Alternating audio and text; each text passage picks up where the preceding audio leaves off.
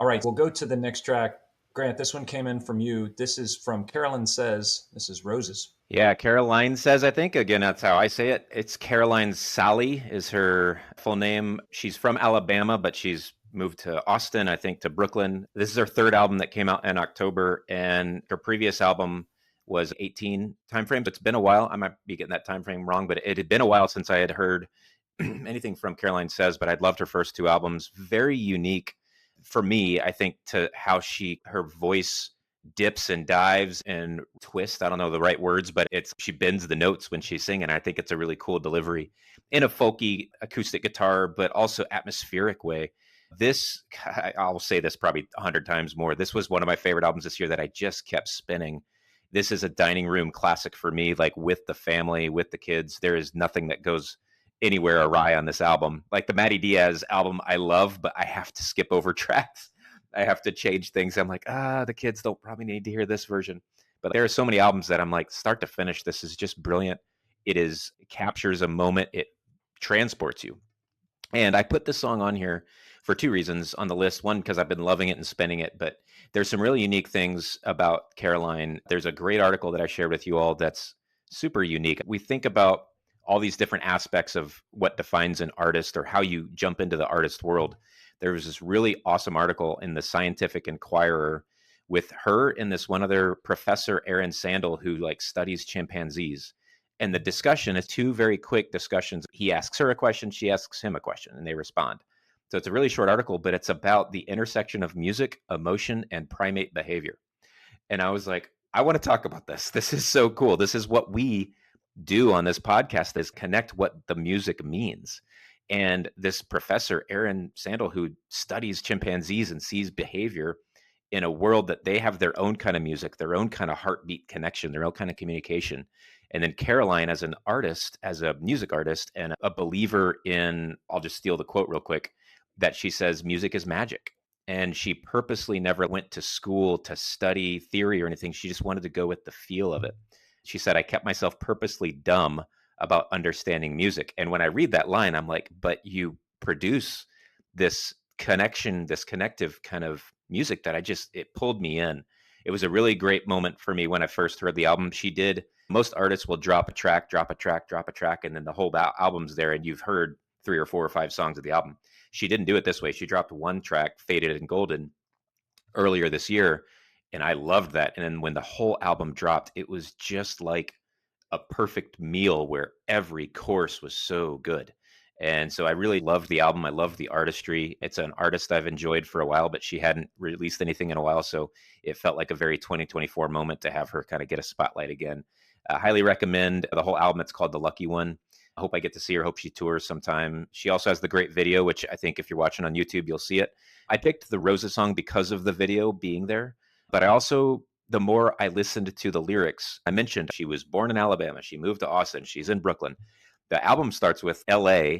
I suppose you got the best of me. So I always think it's cool when artists use a non-human thing but personify it. Like LA is you, and Will Johnson and Jason Molina would talk about West Texas, and they would talk to each other as Texas and West Virginia. Or Promise Ring did this all the time, where they would name a place like New England, and they would talk about it like it's a person. And I don't know why I like that, but I like that. And she does this. And there's so many like geographically important parts of this, partly because I don't know a lot of artists from Alabama.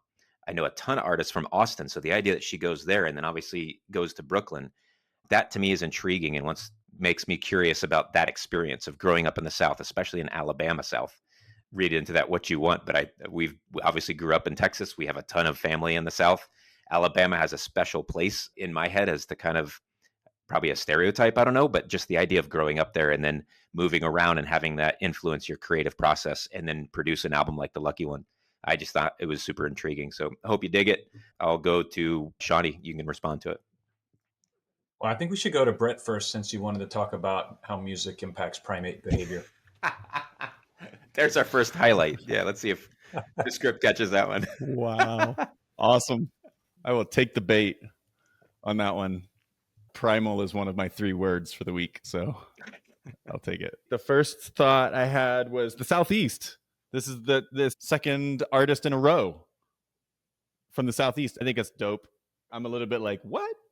Southeast, when we get into Scott McMicken later, I've got some thoughts on that directly from Scott, which is coming up pretty soon here. I really love the way that the drums come in and they crescendo and then drop out. It feels like you're on a wave. The way that the soundscape is creating this sort of easing in sensation. And then the other thing I noticed about the drums is that, and all of the soundscape, is that it only fully crescendos. And do I get the sense that I'm fully in the song in the last minute of the 4-minute song? It's almost like this 3-minute intro, and then you finally arrive in the song with the full orchestra playing. There's something that feels storytelling in that sense, and it makes me want to listen to the whole album and understand what the crescendo is of this particular song in the album. So I'm curious to do that. Also love Western Vinyl as a new label to my brain, based out of Austin. I just skimmed through the artists on their website, and I'm like, holy, there's 100 artists, none of which I've ever heard anything about. I wish there was an Aware Records for labels like this that are finding sounds. And I don't know, I mean, like, I almost want to be able to plug in, okay, share a playlist of Western Vinyl's labels that are like Roses. Introduce me to some new music on your label. I want to get connected more intimately to the label and what their sound is so that I can understand that. I love that.